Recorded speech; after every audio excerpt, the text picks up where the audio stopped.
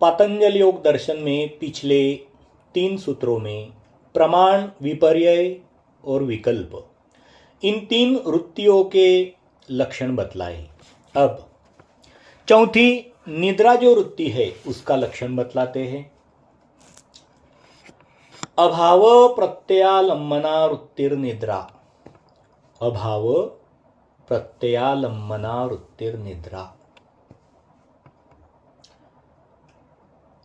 अभाव प्रत्ययालंबना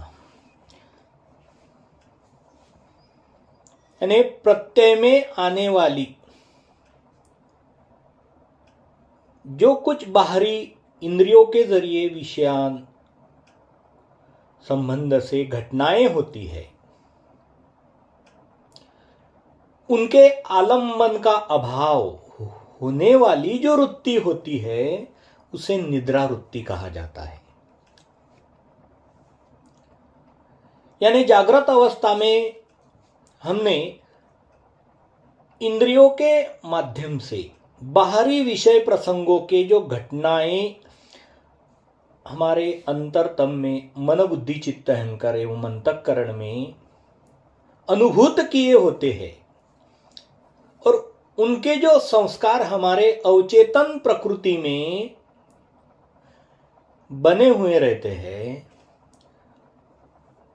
उनका निद्रा के अवस्था में आलंबन का अभाव हो जाना, आ याने पर्यंतम लंबन याने वहां मन लगना जाना, यानी मनोरथादि आश्रय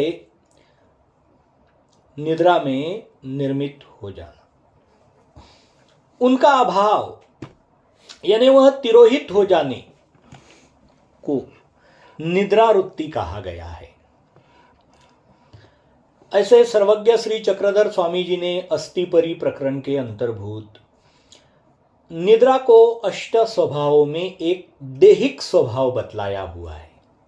क्षुधा, पिपासा, मल, मूत्र, शीत, उष्ण और भय निद्रा, ये 8 स्वभाव में एक स्वभाव है, एक देह का स्वभाव है कि देह और मन जब थक जाते हैं तब वह अपने प्रकृति में लयंगत हो जाते हैं, सुप्त अवस्था में चले जाते हैं, उनका जो जागरण है उन निवारण हो जाता है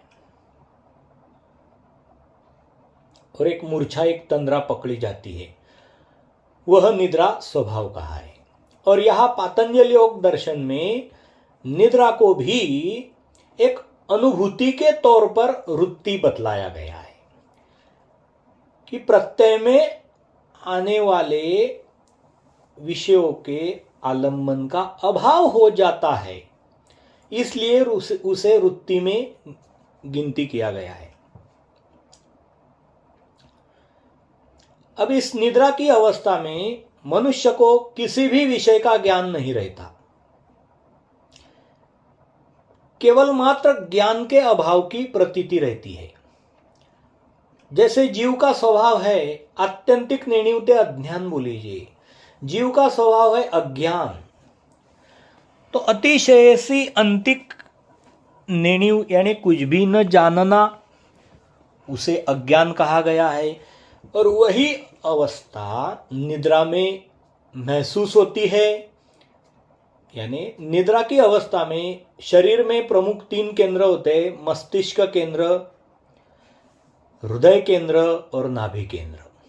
तो मस्तिष्क केंद्र विचार केंद्र रहता है और हृदय केंद्र भाव केंद्र रहता है, तथा नाभि केंद्र जो है वह निर्विचार, मौन, वैराग्य केंद्र रहता है।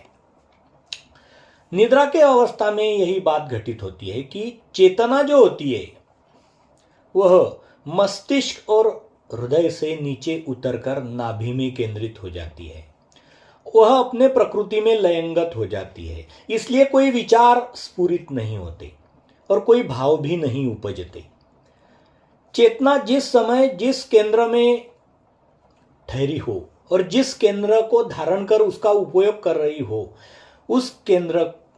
वह केंद्र सक्रिय हो जाता है। यह एक आकर्षण का सिद्धांत है कि हम जहां पर ध्यान केंद्रित करते हैं वही बात हम में सक्रिय हो जाती है।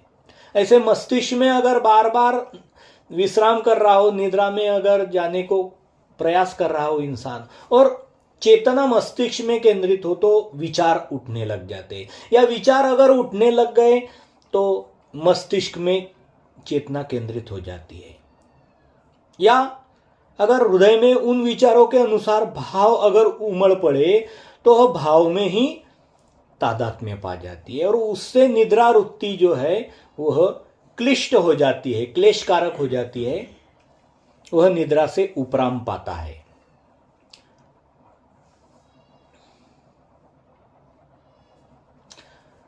लेकिन उस मस्तिष्क और हृदय, विचार और भाव के ज्ञान का अभाव जिस चित्त वृत्ति के आश्रित रहता है वह निद्रा की वृत्ति है, वह चित्त की वृत्ति निद्रा की वृत्ति है, क्योंकि तब चित्त, मन बुद्धि चित्त अहंकार सुप्त अवस्था में नाभि केंद्रित हो जाते हैं, समग्र चेतना नाभि केंद्रित हो जाती है, यानी ध्यान लक्ष्य नाभि में चला जाता है। जितनी प्रगाढ़ निद्रा हो उतना ध्यान नाभि में चला जाता है और उतनी ही गहनता से नींद आती है। यहां पर निद्रा को भी चित्त वृत्ति का एक विशेष भाव बतलाया गया है। क्यों कि मनुष्य गाढ़ निद्रा से जब उठता है तो मुझे आज ऐसी गाढ़ निद्रा आई जिससे किसी बात की कोई खबर ही नहीं रही। इस मूर्ति वृत्ति से ही यह सिद्ध होता है कि निद्रा भी एक वृत्ति है।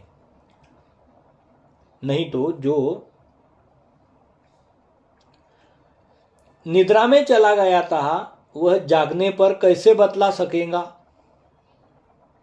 कि मैं प्रगाढ़ निद्रा में सोया हुआ था। यानी प्रगाढ़ निद्रा का जो स्वस्थतादायी अनुभव था, निर्विचार निर्भाव मौन, वह अनुभव जागने पर भी उसे ख्याल में आता है, स्मृति में आता है। अब यह निद्रा भी प्रमाण, विपर्यय और विकल्प, इन वृत्तियों के समान क्लिष्ट और अक्लिष्ट दो प्रकार की होती है। ऐसे तो सभी वृत्तियां दो प्रकार की है, क्लिष्ट और अक्लिष्ट। क्लिष्ट यानी क्लेशकारक, जो योग साधना में, धर्माचरण में या आत्मज्ञान में क्लेशकारक है, बाधा जनक है, उपद्रवित करने वाली है, वह क्लिष्ट वृत्ति है। और जो योग साधना में, धर्माचरण में, आत्मज्ञान में रुचि बढ़ाने वाली, स्फूर्ति उत्साह प्रदान करने वाली वृत्ति होती है, वह अक्लिष्ट वृत्ति, अक्लेशकारक वृत्ति कही जाती है। अब निद्रा, जिस निद्रा से जगने पर साधक के मन और इंद्रियों में सात्विक भाव भर जाता है, जिस निद्रा में कोई विचार और भाव नहीं रहते, प्रगाढ़तम रूप से वह नाभि केंद्रित हो जाने से, प्रकृति में लयंगत हो जाने से मौन निर्विचार हो जाता है, उससे रजतम निवारण होकर सत्व गुण की वृद्धि बढ़ जाती है और निद्रा से जागने पर उसे स्फूर्ति और उत्साह महसूस होने लग जाता है और आलस्य का कोई नामो निशान भी नहीं रहता। और तब जो योग साधना में, धर्माचरण में, आत्मज्ञान के बोध के जागरण में यह जो निद्रा की अक्लिष्ट वृत्ति, अक्लेशकारक वृत्ति है, वह अत्यंत उपयुक्त साबित होती है। और दूसरे प्रकार की निद्रा अवस्था में परिश्रम के अभाव का बोध कराकर विश्राम जनित सुख में आसक्ति उत्पन्न करने वाली होने से क्लिष्ट होती है। जिस निद्रा में मस्तिष्क में विचार चलते हैं और हृदय के भावों के आवेगों में चेतना तादात्म्य पाती रहती है, उस वजह से निद्रा का पूरा न होने से शरीर में क्लेश भर जाते हैं, आलस्य उपजने लगता है। इसलिए वह निद्रा की वृत्ति क्लिष्ट वृत्ति कही जाती है।